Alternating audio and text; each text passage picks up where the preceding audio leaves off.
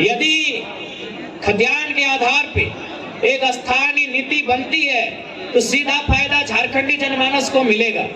यदि आप अपनी फसल को बचा के रखना चाहते हैं, यदि आप अपनी आवाज को बचा के रखना चाहते हैं, यदि आप चाहते हैं कि कोई चोर बैल, कोई चोर गोरू लेरू हमारे फसलों को, हमारे अनाजों को ना खाए, तो आपको अपने बेटे को सांड बनाना होगा, तभी आपका फसल, तभी आपके अनाज बचेंगे। ये राज यानी बिरसा मुंडा के लहू से बनल राज, ये राज तिलका मांझी के शहादत से बनल राज, ये राज निर्मल महतो के सीने में लगी गोली से बनल राज। और एक दीकू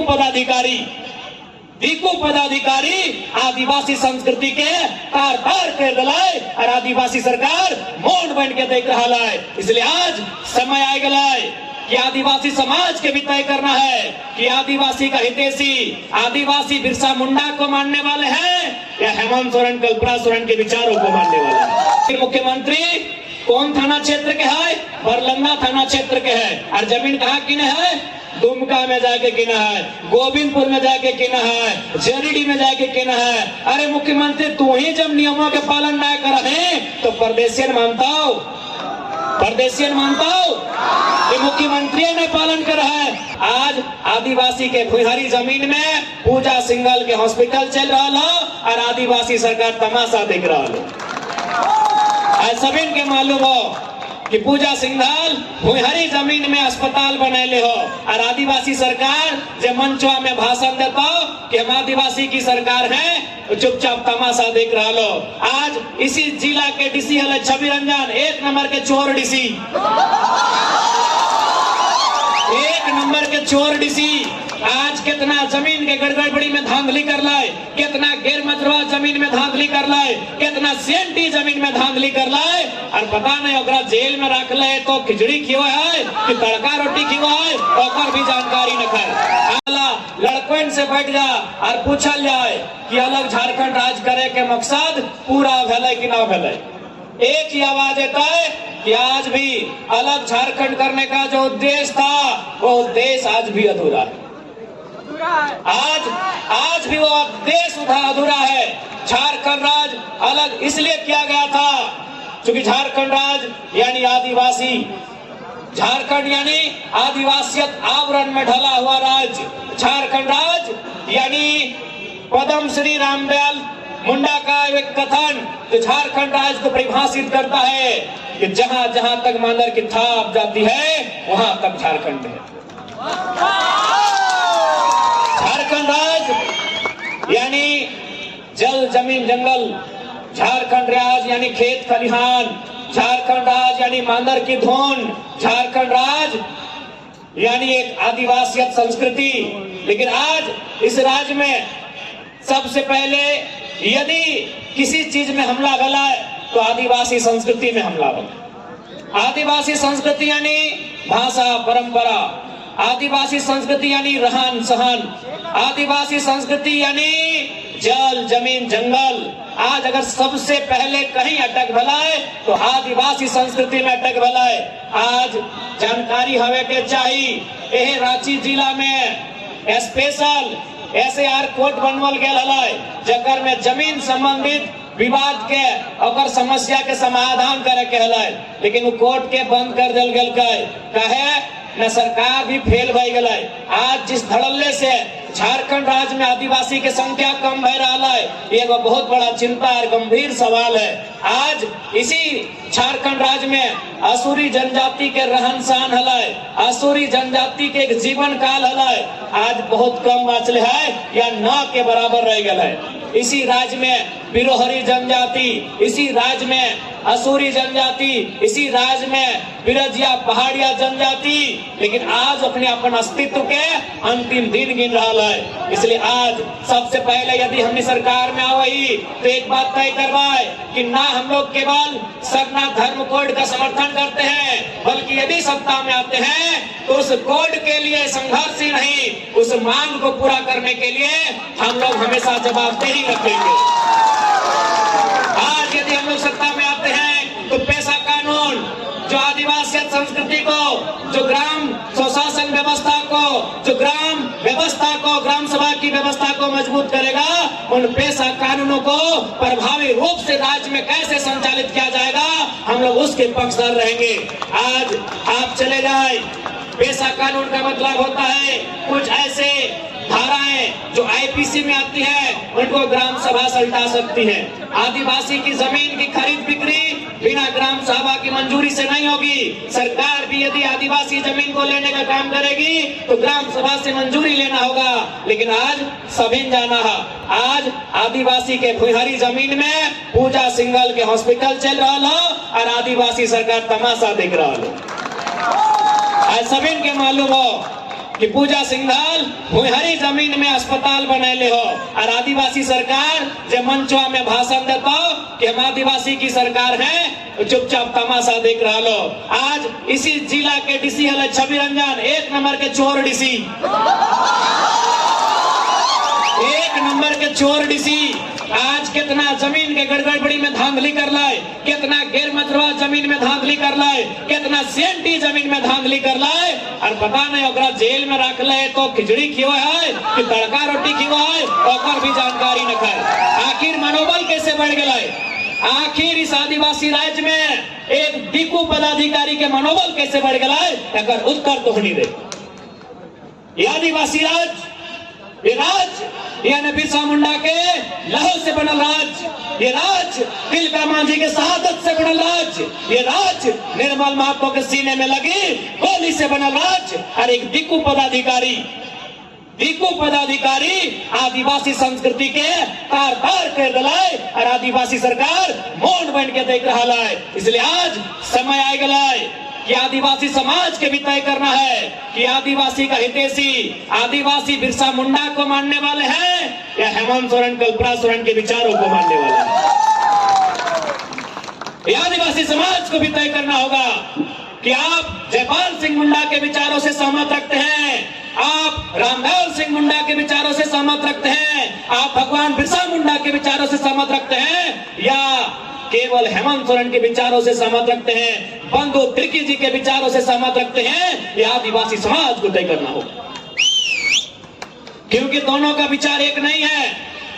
भगवान बिरसा मुंडा का विचार था जमीन की रक्षा करना, भगवान बिरसा मुंडा का विचार था जंगल की रक्षा करना, भगवान बिरसा मुंडा के आंदोलन का ही प्रभाव था कि छोटा नागपुर टेनेंसी एक्ट नियम बनाया गया था। इस एक्ट का मतलब था आदिवासी का जमीन गैर आदिवासी नहीं खरीदेगा।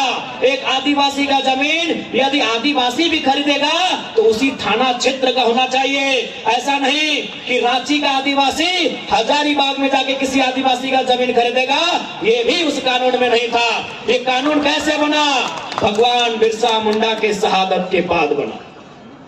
और आज माननीय मुख्यमंत्री हेमंत सोरेन क्या कर रहे हैं? एक खुद झारखंड की जमीनों को बेच रहे हैं, एक खुद झारखंड की जमीनों को बेच रहे हैं। इसलिए आज इनका मकान, इनका दुकान रांची में, रामगढ़ में, बोकारो में, धनबाद में और दुमका में। चोर है, चोर सारा चोर है। बताइए सीएनटी कानून, अच्छा एक बात बताइए, सीएनटी कानून का मतलब क्या है? सीएनटी कानून के मतलब की है? सीएनटी कानून के मतलब है थाना क्षेत्र में एक आदिवासी का जमीन दूसरा आदिवासी तबे खरीदेला जब उस थाना क्षेत्र में रहेला। लेकिन मुख्यमंत्री कौन थाना क्षेत्र के है? बरलंगा थाना क्षेत्र के है। और जमीन कहाँ किने है? दुमका में जाके किना है, गोविंदपुर में जाके किना है, जरीडी में जाके किना है। अरे मुख्यमंत्री, तू ही जब नियमों के पालन न करे तो परदेशियन मानता हो? परदेशियन मानता हो? ये मुख्यमंत्री ने पालन कर रहा है। बात कि खतियान चाहे 1932 रहे, ऑब्लिक 1964 रहे, जिलों का अंतिम सर्वे सेटलमेंट रहे, ऑब्लिक ग्राम सभा रहे, यानी यदि खतियान के आधार पे एक स्थानीय नीति बनती है तो सीधा फायदा झारखंडी जनमानस को मिलेगा। कैसे मिलेगा? आपको थोड़ा सा हम देहाती अंदाज में समझाना चाहते हैं। जैसे तीन चीज समझिएगा एक बारी, ये बारी है, मान लीजिए बारी समझते हैं ना, जहाँ साग सब्जी लगाते हैं, ये बारी है। ये खेत क्या है, ये पूरा झारखंड क्या है, एक बारी है। पूरा झारखंड गढ़वा से लेके साहेबगंज तक, साहेबगंज से लेके सिंहभूम तक, और फिर सिंहभूम से लेके गढ़वा तक, ये क्या है, एक बारी है। अब क्या चाहिए, बारी में क्या होता है, हम लोग फसल उगाते हैं। क्या उगाते हैं, फसल। यानी झारखंड में जो नौकरी है वो क्या है, फसल है। झारखंड में जो नौकरियां हैं, झारखंड में जो पैसा कमाने का जरिया है, वो क्या है, फसल है। और एक क्या होता है, बारी फसल, और एक होता है बाउंड्री। इसको हम लोग कोई भेड़ बोलता है, कोई घोरना बोलता है। आप लोग क्या बोलते हैं, घोरना। हम लोग भी बोलते हैं घोरना। यानी हमारे पास क्या है, बाड़ी है। बाड़ी यानी झारखंड। हमारे पास उस बाड़ी में सब्जी भी लगा है, सब्जी यानी नौकरी, लेकिन क्या नहीं है, घोरना। यही घोरना नहीं रहने के कारण चोर गोरू लेरुआ के घुसते हैं, हमारी साग सब्जियों को चरते हैं और चले जाते हैं। चोर गोरू लेरू आते हैं, हमारी साग सब्जियों को चरते हैं और चले जाते हैं। उसी घोरना का नाम है 1932 खतियान। जिस दिन ये लागू होगा, झारखंड की बारी के चारों तरफ एक घोरना लगेगा। उस घोरना में चोर गोरू लेरू पार नहीं होगा। यही है खतियान की लड़ाई, यही है खतियान की लड़ाई। ताकि जब तक नियम नहीं बनेगा, लोग फर्जी सर्टिफिकेट बनाएंगे, चोर गोरू लेरू झारखंड में प्रवेश करेंगे, झारखंड की बारी में आएंगे, यहाँ की साग सब्जियों को चरेंगे और दौड़ के फिर चले जाएंगे। इसलिए एक बात आपको कहेंगे कि नियम कानून तो जरूरी है, जानकारी भी जरूरी है, लेकिन एक बात हमेशा याद रखिएगा, यदि आप अपनी फसल को बचा के रखना चाहते हैं, यदि आप अपनी आवाज को बचा के रखना चाहते हैं, यदि आप चाहते हैं कि कोई चोर बैल, कोई चोर गोरू लेरू हमारे फसलों को, हमारे अनाजों को ना खाए, तो आपको अपने बेटे को सांड बनाना होगा, तभी आपका फसल, तभी आपके अनाज बचेगा। ये झारखंड की सच्चाई है। यदि आप डर गए, ये लोग झारखंड को लूट के ले जाएंगे। और लूटने में, अरे वीडियो से को तो बातें मत कीजिए, चोर किसी छवि रंजन का बात कीजिए। हमको चोर बोलने में शर्म नहीं लगता है, ना डर लगता है। चोर है तो है। पूजा सिंघल को नहीं बोलते हो, मेहरारू इसलिए थोड़ा नहीं बोलते। लेकिन हाँ, डीसी छवि रंजन एक नंबर का बदमाश, एक नंबर का लालची, एक नंबर का लोभी, एक नंबर का बेईमान आदमी। हम लोग सरकार में आ गए तो ऐसे लोगों को जेल में बाद में ले जाएंगे, काले झुमरा का पहाड़ में लेके जाएंगे। इसलिए आपको तय करना है युवा, आज किस प्रकार लुटेरे हावी है झारखंड में, किस प्रकार से लुटेरों का मन बढ़ा है। बाकी एक बात कहेंगे, जो ईमानदार है उनको नमस्कार है, चाहे वो चपरासी चाहे हवलदार है। दादा आपको ईमानदार है, हमको मालूम है, आपको नमस्कार है। झारखंडी आदमी का नेचर नहीं है लूटना। तो हाँ, लगे बेचारा कितना अच्छा हंस रहे हैं, मुसुर मुसुर। प्रणाम दादा, टेंशन मत लीजिए, आपको भी एक काम हम लोग करेंगे सरकार में आएंगे तो। जैसे पुलिस वालों की शिकायत होती है कि रांची वालों का पोस्टिंग दिया गया है साहेबगंज में, गढ़वा वाला का पोस्टिंग दिया गया है धनबाद में, तो दिक्कत हो जाता है। ऐसे भी नौकरी आप लोग झारखंड के अलावे अपने बीवी बच्चों के लिए करते हैं, उनकी सुख सुविधा के लिए करते हैं। तो भाई पत्नी कहाँ और आप नौकरी कहाँ कर रहे हैं, बच्चा स्कूल में कहाँ और आप नौकरी कहाँ कर रहे हैं, आपकी बूढ़ी माँ कहाँ और आप कहाँ। इसलिए हम लोग अपनी सरकार में आएंगे तो पुलिस वालों भैया के साथ साथ जितने सरकारी वाले हैं उनको एक व्यवस्था देंगे, आपको चौहत्ती का जिला चयन करने का मौका देंगे। चौहत्ती का जिला यानी ये रांची है, रांची की चौहत्ती में लोहरदगा आता है, गुमला आता है, इधर आपका रामगढ़ आता है। तो ये आपको चौहत्ती में चुनने का मौका देंगे। हजारीबाग भी शायद चढ़ता है रांची से। यानी आप अपनी चौहत्ती में नौकरी कीजिए, सुबह राज्य की सेवा कीजिए और शाम को बूढ़े बाप बाप की सेवा कीजिए। ये आपको आजादी रहेगी हमारी सरकार। आखिर नौकरी किसके लिए भाई? ये पैसा, ये धन दौलत, ये इज्जत, ये शोहरत किसके लिए? ये रुपया, ये गाड़ी, ये बैंक बैलेंस, ये किसके लिए? आपके परिवार के लिए। इसलिए दिन में आप सरकार की काम कीजिए, शाम को एक बार बूढ़ी माँ का हाल लेके आइए।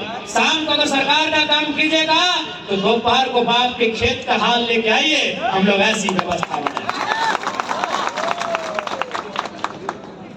ठीक है, तो पुनः यही कहेंगे कि जो ईमानदार है उनको नमस्कार है और जो गद्दार है उनको फटकार है। पुनः आज के इस कार्यक्रम में जितने भी हमारे जनता जनार्दन आए हैं, उपस्थित हुए हैं, उन सभी को धन्यवाद, आभार, अभिनंदन, आदाब, नमस्कार, जोहार, सलाम।